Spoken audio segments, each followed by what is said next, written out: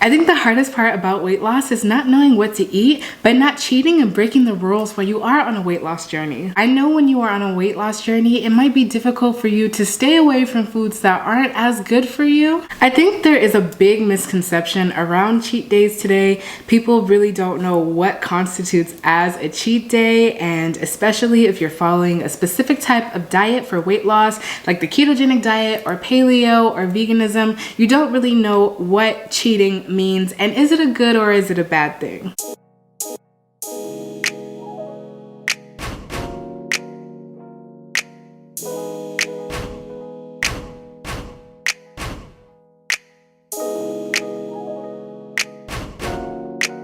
If you're new to my channel, welcome. I lost 130 pounds by doing keto, intermittent fasting, and exercising in a fasted state. Now, throughout my entire weight loss journey, I did not cheat. However, I have gone on and off of the ketogenic diet, and currently I'm a vegan where I did lose an additional 30 pounds. Sometimes I do like to snack, so I'm here to tell you that even after going on a really big weight loss journey, I was still able to maintain my results and have cheat days, and even now, I still have cheat days. When I would wake up, I would go to the gym and then exercise in a fasted state. And then afterward, I would have one meal a day. During the whole entire weight loss experience, I did not cheat. I really didn't have the desire to cheat at that time. But when I was done losing weight, I did come off of the ketogenic diet and I was eating regular food again. And I kind of think we give cheat days kind of a bad reputation because we think it's the end of the world if we are doing something consistently and then we fall off and then the next day we want to eat something that's very sugary or very processed. But you have to know that our hormones are constantly fluctuating and it is normal to crave something else. If you are following a weight loss regimen and you see that you're getting results and then you want to have a cheat day and you do have one, it's not the end of the world. Sometimes your body just needs a kind of reset button. Cheat days can be considered a good thing because it can allow you to get things and nutrients that you usually wouldn't get. So for example, if you're following the ketogenic diet, something that lacks in that diet is fiber. So if you do have a cheat day, that could be your opportunity to get that. It's possible to go through a weight loss journey without cheating. When I lost 100 pounds in 4 months, I didn't cheat at all, but this is because I had a short-term specific goal. If you're trying to lose weight and you're trying to do it at a steady pace, it may be harder for you not to have a cheat day because of the longevity of whatever you were doing. For me, I knew that I was going to lose weight in a very short period of time, which is why I didn't feel the urge to cheat. I knew that I could start eating regular foods eventually. Usually when you're on a weight loss journey, there's a lot of uncertainty about exactly when you're gonna lose your weight, how you're gonna do it. You kind of have an expectation.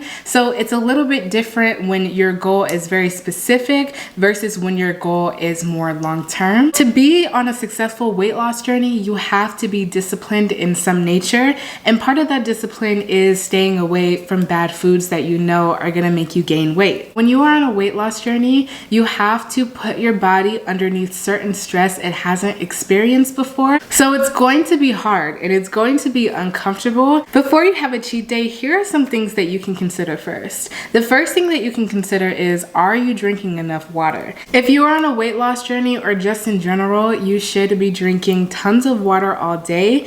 There should be no reason for you to really be thirsty. If you are thirsty, you are already dehydrated. So hunger can also play a part into thirst. Also, drinking water will naturally help you feel fuller when you have something in your stomach, even if it isn't food. Maybe you're on a weight loss journey and you are drinking things, but you're not drinking enough water. If you drink water, I promise you your cravings for other things will go down. Another thing that can influence you to wanting a cheat day is your nutrition and your hormones. And I do have a video on the breakdown of fasting and how eating is entirely hormonal, but basically our body is determined by hormonal changes. And what this means is our body releases certain chemicals inside of our brain and it tells us what we feel, and especially it tells us when to eat or not. There are certain satiation hormones like leptin and ghrelin that tells us when we feel stressed out, we are more likely to eat. When we feel sad, any type of negative emotion, we are more likely to eat. Because of that, that, we have to be really conscious of what we are intaking. If you are craving a certain type of thing, for instance, if you're craving something that's very salty,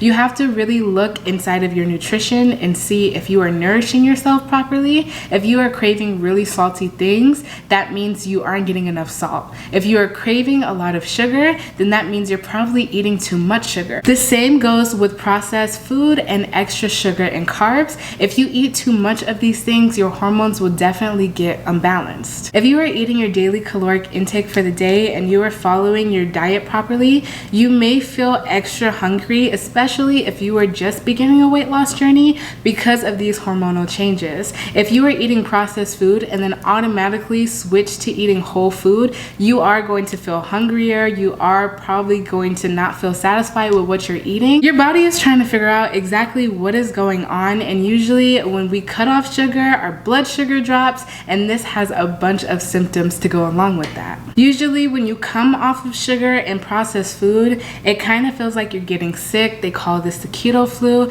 and basically that is when your body undergoes sickness-like symptoms. Another thing that could be making you want a cheat day is working out. Now, when you work out, you naturally balance your hormones, you release endorphins. On top of that, you're detoxing the stuff that is inside of your body. So if you are not having that release, that could be a big part as to why your hormones are imbalanced. You have to eat correctly, and on top of that, you have to exercise or at least do some type of physical activity to remain healthy and in good shape. But if we are working out very hard and we are on a weight loss journey, or we have been dieting for a very long time, it is okay to give our body a break. No level of high intensity is ever really sustainable. Sometimes you go on vacation, sometimes you have an event and you can't work out that day. Working out 7 days a week at the same level of intensity and eating very strictly is not realistic. Having a cheat day can be beneficial because you are getting your nutrients still from another source. If you are thinking about cheating, here is what you can do so you don't mess up your weight loss results.